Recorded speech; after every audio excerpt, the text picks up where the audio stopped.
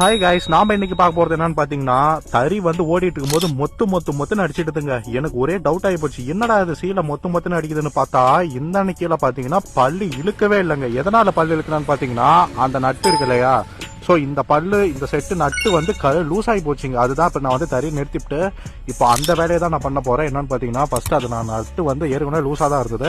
So திரும்ப நான் loose வச்சுட்டு பின்னாடி டைட்டா தள்ளி விட்டு பின்னாடினா அந்த அளவுல தான் வந்து அந்த இடமே லாக்ல இருந்தது. ஸ்பேனரை போட்டு டைட் பண்ணி விட்டாங்க. ஓகேங்களா, இப்ப அடுத்த கட்ட வேலை என்னன்னு பாத்தீங்கன்னா, அதெல்லாம் கரெக்டா உட்காந்துதா வேலை செய்தான் நான் செக் பண்ணிட்டேன். சோ இருந்தாலுமே நல்லா டைட் வைக்கணும் இல்லையா, ஓரளவு டைட் வச்சுட்டு தறியை போட்டு விட்டேங்க.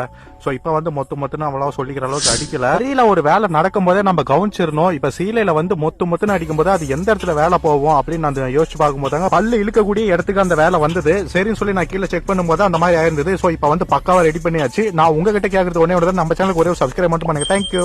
சும்மா நீங்க மட்டும் பார்த்துட்டு அப்படியே விட்டுறாதீங்க, எல்லாருக்கும் ஷேர் பண்ணுங்க.